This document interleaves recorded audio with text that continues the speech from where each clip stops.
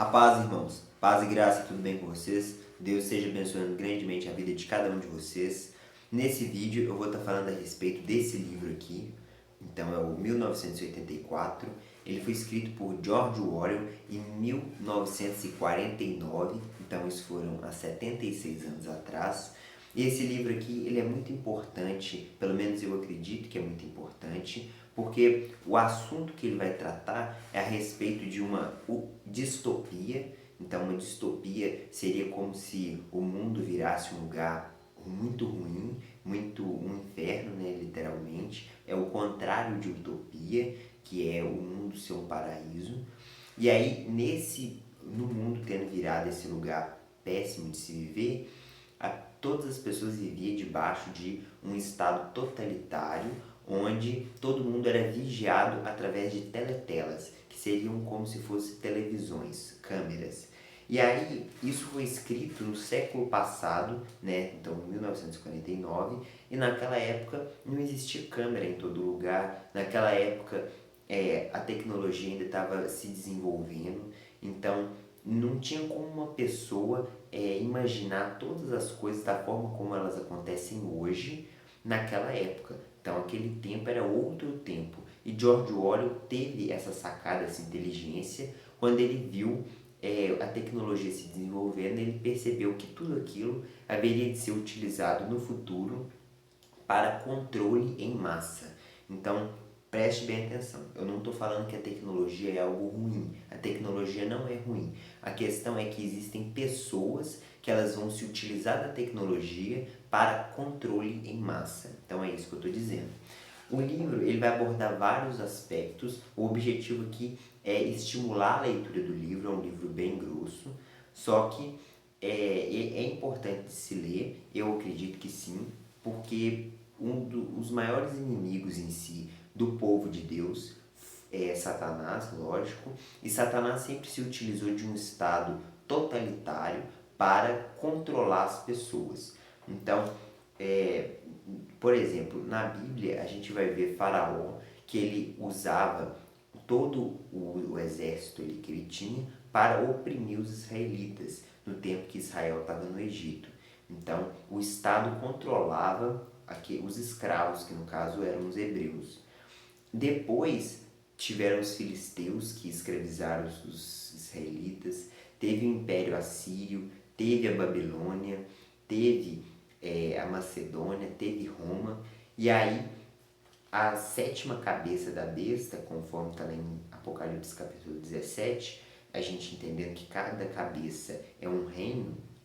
Quando a gente chega na sétima cabeça, essa sétima cabeça, ela, e a oitava, né, ela está relacionada ao anticristo no tempo do fim, e é um estado totalitário muito mais poderoso do que o estado daquele tempo, porque naquele tempo não existia câmeras, naquele tempo não existia internet, naquele tempo não existia reconhecimento facial, naquele tempo não existia reconhecimento digital da íris dos seus olhos. Então naquele tempo não existia nenhuma dessas coisas, e aqueles reis oprimiam com muito poder a população, né? Em alguns momentos, igual o Faraó, Nabucodonosor, esse pessoal, Senaqueribe. Então eles foram muito maus para as pessoas.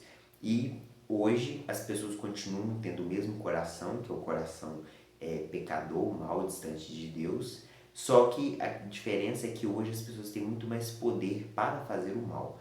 Então, todas as profecias que estão na Bíblia, elas ou se cumpriram ou elas já vão se cumprir no futuro. E quando se trata de Apocalipse capítulo 13, quando fala que você não vai poder nem comprar e nem vender se você não tiver a marca da besta, quando Deus falou isso, é porque Deus sabe que é isso e não tem para onde escapar. Exceto em Apocalipse capítulo 12, quando fala que nos últimos 3 anos e meio, que é quando vai ser implantada a marca da besta, Deus vai propiciar um escape para a gente fugir para o deserto. Então tem várias discussões, né? É um deserto ou são vários desertos? Então são várias perguntas que a gente pode fazer, mas a questão é, Deus nunca desampara o povo dele e Deus vai propiciar um escape conforme está escrito lá em Apocalipse 12, mostrando que nos últimos 3 anos e meio você só vai poder comprar ou vender se você tiver a marca da besta ou você vai fugir para o deserto. São apenas essas duas opções. Agora, antes desses 3 anos e meio se iniciar, a gente ainda vive nas cidades, a gente ainda serve a Deus em casa, a gente ainda estuda a palavra de Deus, a gente ainda aprende da palavra de Deus, tendo acesso à tecnologia, tendo acesso a todas essas coisas, ok? E a gente não sabe com quanto tempo que demora para chegar nos últimos 3 anos e meio, mas a gente tem que estar ciente disso e a gente tem que estar ciente de evitar com que esse espírito do anticristo ele se instale antes do tempo designado, porque a gente sabe que nos últimos 3 anos e meio Deus vai dar permissão para que Satanás venha a agir no mundo, controlando o comprar e vender. Então Satanás vai controlar tudo. A questão é que antes de chegar nesses 3 anos e meio, nós é que fazemos o livre-arbítrio da gente, onde a gente pode escolher em fazer o bem ou o mal. E por isso é importante, na minha opinião, você conhecer que o problema, em muitos dos casos das vezes, é o pecado humano e que Deus sempre pune o pecado humano com um estado totalitário, ou seja, com alguém mandando na sua vida contra a sua vontade, sem você ter pedido por isso. O 1984, ele fala de vários assuntos. Então, por exemplo, ele fala da modificação da linguagem. É uma das ferramentas, uma das armas que o Estado usa para controlar a sua forma de pensar. Isso é uma sacada muito genial que o George Orwell teve, e é engraçado que ele teve essa sacada numa época muito antiga, né? Então, tem o texto aqui para mim ler, vai falar o seguinte: você não percebe que o verdadeiro objetivo do novo idioma é estreitar o limite do pensamento? No final, vamos tornar o crime de pensamento literalmente impossível, porque não vão existir palavras pelas quais expressá-lo. Então, o Saime, ele está falando para o Winston, que é o protagonista, e o Saime, ele trabalhava na edição de novos vocabulários ali para transformar o idioma deles num novo idioma. Então, a modificação da linguagem, qual que era o objetivo disso? É impedir com que o crime de pensamento acontecesse. Então, como que isso na prática acontece? Se você pensasse algo contra o governo, se você pensasse algo contra qualquer coisa que o governo não concordasse com você, se você tivesse uma opinião diferente da que o governo tem, e você falasse isso, ou seja, você cometeu crime de pensamento, você pensou algo que o governo não concorda. Então, que muitas das vezes o que o governo falava ali no livro era mentira e o que você estava pensando era verdade.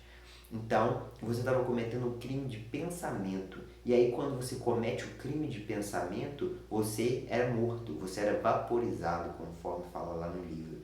E aí você deixava de existir. Então, se uma outra pessoa falasse que, uai, onde que está o fulano? E fosse perguntar sobre isso, ele também estaria cometendo um crime de pensamento, porque para o governo, aquela pessoa que foi vaporizada, ela nunca existiu. Então, se você perguntar sobre aquela pessoa, você também vai ser vaporizado, porque a pessoa nunca existiu. Não é que o governo matou ela, ela simplesmente deixou de existir. Ela nunca existiu, na verdade. Então, esse é um ponto. E aí, tem muitas semelhanças disso com nossos dias, porque a modificação da linguagem hoje, ela acontece em várias palavras. A palavra honra, ela não aparece no nosso vocabulário diário, a gente não sabe o que é honrar, honrar os mais velhos, honrar os nossos pais, honrar o rei, a gente não sabe o que é essas coisas, não sabe o que significa a palavra honrar. A gente não sabe o que significa a palavra estéril, ou pelo menos ela não está no nosso vocabulário, porque quando você fala estéril, você sabe que é uma maldição.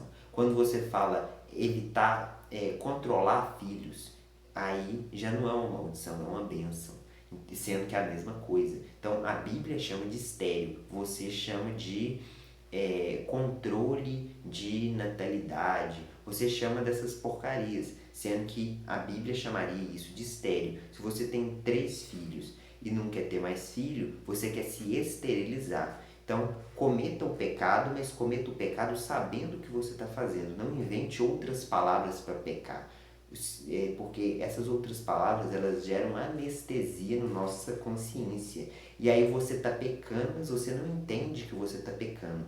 Da mesma forma, adultério. A pessoa acha hoje que ela pode casar e aí ela pode, como ela acha que está casando por gostar da outra pessoa, ela também casa, ela divorcia por desgostar.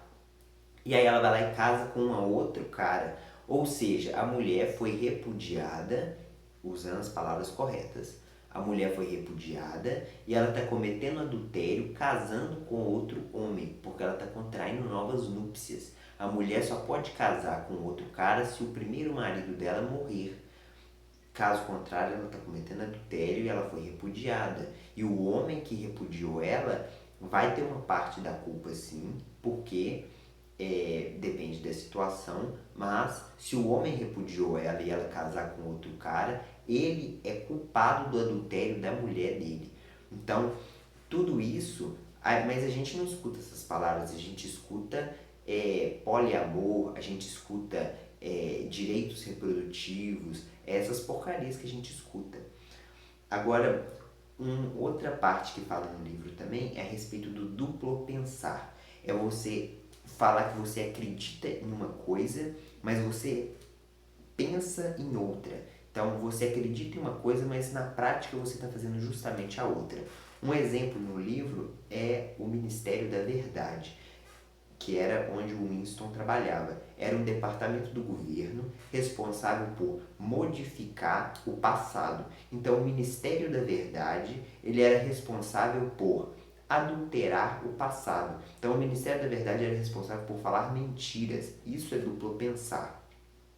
Da mesma forma, o Ministério da Fartura era responsável por garantir com que as pessoas permanecessem na fome. O Ministério do Amor era responsável pela guerra.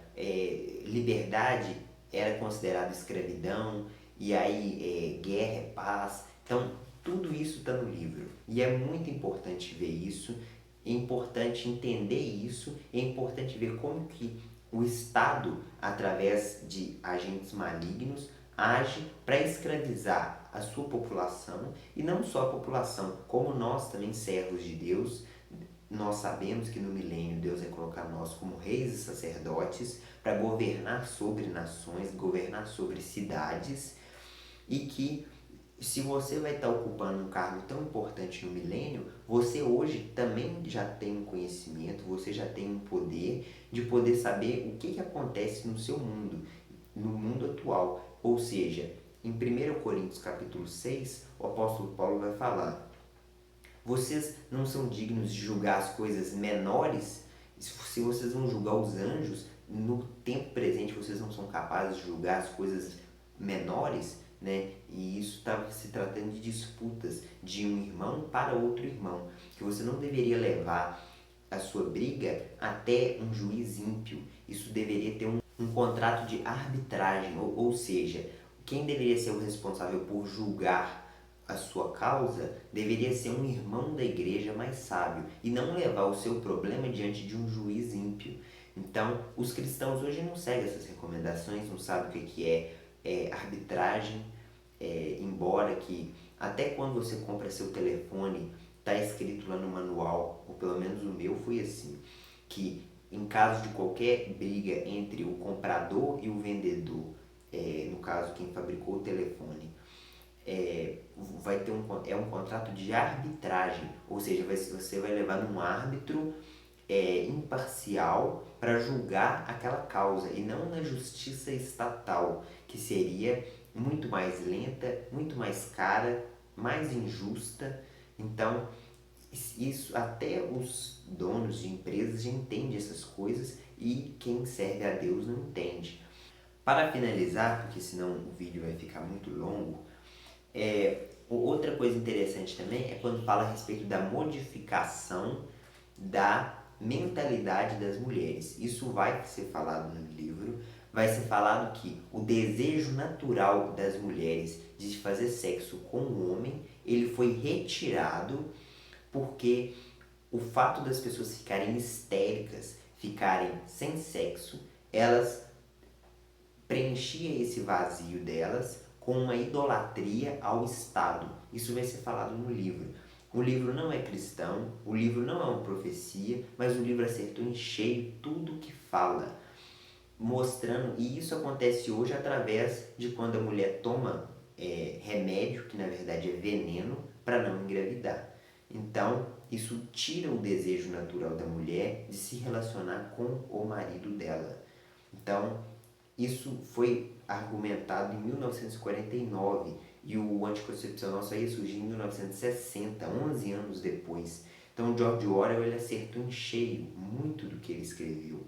Então, o livro, inclusive, nas últimas páginas, o George Orwell ele escreve que, dando uma alfinetada, falando mal dos cristãos em geral, porque se a gente realmente for analisar a história, a própria Igreja Católica, ela é uma ditadura, ela é uma monarquia, só que uma monarquia, uma ditadura mesmo. Eles só não fazem o mal hoje porque eles não têm poder, mas se eles pudessem, eles fariam mal. E o George Orwell, sendo ateu, ele via isso e ele relacionou a igreja, que no caso católica ou que seja evangélica, ele não cita no livro, mas o catolicismo era muito forte naquela época, ou era mais forte do que hoje, e ele relaciona isso com uma ditadura, né? Então, quem seguia os mandamentos de Jeová só precisava conhecer dos mandamentos e os outros deuses eram falsos, e aí você ficava acreditando naquilo. Então, é uma alfinetada que ele dá no final do livro. Então, óbvio que ele estava errado, porque a liberdade vem de Deus. É Deus que é soberano e por isso ele nos deu liberdade de escolher entre o bem e o mal. Agora, não existindo bem e mal, não existindo Deus, se você escraviza o seu próximo, não tem ninguém para julgar isso, ok? Então, muito obrigado por vocês terem acompanhado o vídeo. Deus abençoe grandemente. Sugiro muito a leitura do livro. O livro é muito bacana. Ele é umas 400 páginas, né? Então, fiquem na paz, fiquem com Deus. Esse livro é muito bacana, muito top. Se você tem tempo, se você quer entender melhor como é que funciona o totalitarismo lá na China, se você quer entender um pouco mais sobre o reino do anticristo, sobre ferramentas que são usadas nos dias de hoje para escravizar o povo de Deus, para escravizar uma série de coisas, busque esse livro, leia o livro. É o livro de um ateu, mas é um livro muito direto no que ele fala. É uma distopia, mostra as ferramentas que o Estado se utiliza hoje para modificar a linguagem, para envenenar as pessoas. Então, é uma série de coisas que o livro mostra que você tendo conhecimento disso, quando você ouvir o sodomita lá na televisão falando que a gente tem que respeitar a diversidade, você sabe que ele está falando que você tem que respeitar a sodomia, a orgia. São essas as palavras verdadeiras. Não é diversidade, poliamor, você vai saber o que você está ouvindo. E você só vai ter entendido isso porque você entende que o Estado modificou a linguagem para te tornar mais adepto a aceitar coisas que Deus proíbe pela Bíblia. Inclusive, a palavra de Deus é a melhor ferramenta para você discernir que houve realmente uma modificação da linguagem. Mas aí você lendo o 1984, você vai perceber que realmente que isso realmente tem acontecido, ok? Então, muito obrigado por ter acompanhado o vídeo. Foi um vídeo um pouco mais diferente. Não falei da palavra de Deus da forma como eu costumo falar dos vídeos, mas é um livro importante, pelo menos foi muito importante para mim. Muito obrigado por ter acompanhado. Deus abençoe.